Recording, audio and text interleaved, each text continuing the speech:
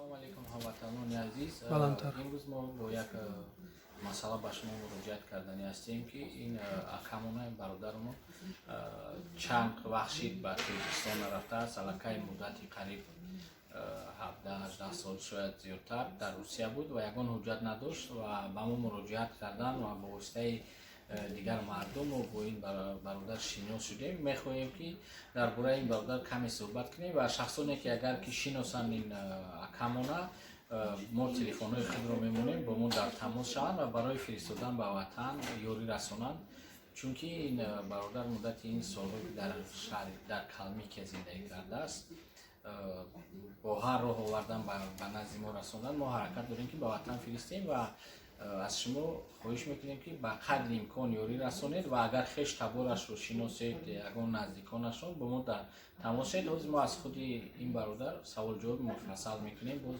зудтар мепурсем. Салом акам, шумо ному фамилиятон, ному Диловаров Раҳматшоҳ. Диловаров Раҳматшоҳ Халоватович. Соли таваллудтон чанд аст? 1960. Шумо дар Тоҷикистон аз кадом ноҳия ҳастед? از دوشنبه. از کدام محله؟ محله توجیک. نه از کدام ناحیه؟ کوچه؟ کوچه خاروکسکی دون تریشکی.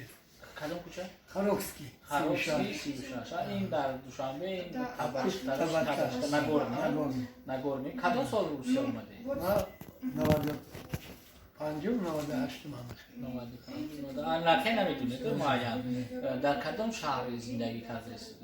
ما استراخان آمدم. استراخان؟ خواستم مسکو بیام. بلیطم آید قطعی چی دیدم.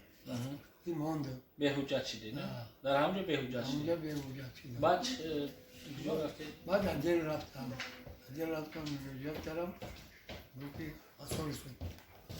رسیدم. ایشالا نیافتم همونجا خوردم بعد یک کارم گفتی کار میره. کار میخواد؟ کار بعد رفتم. بوده؟ الان اونجا ماندم من. کلمکستان. در اونجا چند سال بودید از همون اومدگیتون؟ اومدگی من اونجا کار کردم. چی کار کردید؟ چی فعالیت کردید؟ گوسفندبونی کردید؟ چوپونی. با در یگان بار در تماس نشدید با خویشتور با تاجیکستان؟ نه. در تاجیکستان خود من فکر میکردم که تاجیک باشه، نیست تو دل تاجیک. در اون کلمه کم تاجیک رو نگیدید. شما در تاجیکستان خویش تبور دارید؟ داریم. کی نزدیکان که اکات هست است؟ نگورید. نام و فامیل. غیرت فامیلش شما فامیل. دیلوارف غیرت. سال تولد چند است؟ 51. باز یگان خویشای نزدیکتر دارید؟ مثلا اپام در سخاوت. در سخاوت. پسر کودک دارید؟ بچه دارم. چند سال تولدشون؟ مایده با 3 ساله بود. 3 ساله بود اومده علاقه کلان شده. فرزند کلانتر ندارید؟ نه. حاضر شما میگویید که با وطن برگردید؟ با وطن برگردید. خاک وطن. خاک وطن. اکنون برادران خواهران با سمت شما رسوندنیم که مثال این موسفید علاقه شده سال تولد 59 است؟ 60 علاقه. میخواستم که با این برادرمون یاری رسونید به قدر امکان کسی که میتوانید. ما قرطه همین جمعیتی که با یاری مهاجران سر و کار دارد همون رو میگذرونیم. با ما یکون روبل شما در کار نیست، قرطه ما هم در کار نیست. همون قرطه همون جمعیت رو میگذرونیم. به هر امکان با این برادر یاردم کنید، چونکه قرطه گربان نداریم مختلف یاردم کنید. ما خود از طرف خود به هر امکان هم یاردم میکنیم. پیش از همه مسئله اول اساسی این یافتن خویش تبورش است. التماس از شما کسی که در خود نگورنی زندگی میکنید یا که در دیگر جای شهر یا که مثال اصل وطنتون از کجاست؟ قلعه‌خان. شاید که کسی که این نفر رو شناخت یا که برادر این نفر رو گفت که نامش رو گرفت در ثبت هست شناسد، التماس با آنها در تماس شد و با ما هم در تماس شد. ما رقم تلفن رو حتما میگذاریم. اگر معلوماتی که درباره این نفر داشته باشید با ما پیشکش کنید، چون که ما هر چیز زودتر باید به وطن فرستیم برای که این برادر رو جای خوابم ندارد. با واسطه یک کارمند پلیس از قلمکستان و мо оварда шуд ба Русия, ба ҳамин Москав оварда шуд ва илтимос ҳаракат кунем ки тезтар ба ватан фиристем. Мо аллакай ҳуҷҷати бозгашташро гирифтем. Ягона мушкилӣ ин ёфтани хешу табор ва маблағ аст. Илтимос бетараф набошед. Рақам барои тамос 8909 39 0440 ёки 8903 169 29 20.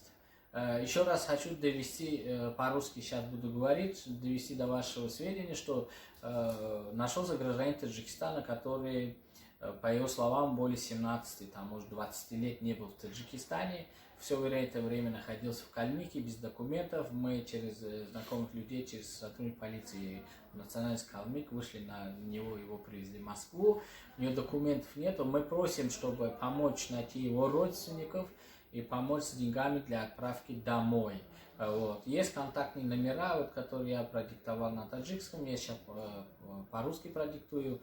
Значит, 8 903 169 29 20, 8 909 39 04 40. Прошу вас помочь найти родных и помочь с отправкой данного гражданина в Таджикистан, потому что он хочет уехать на родину, может уже на родине уже даже как бы уже по нему все провели, все мусульманские обычаи, что он не живой там, уже там, может, даже забыли. Поэтому прошу вас, кто его знает, обратитесь. Он говорит, что проживал в Харокской улице 36, это в Нагорный, как в Душанбе говорят, Табачка, да, или Нагорный. Он там проживал, и его брат там тоже живет, не знаю, сейчас он есть в живых, нету, как его имя? Гайрат, Диловаров Гайрат.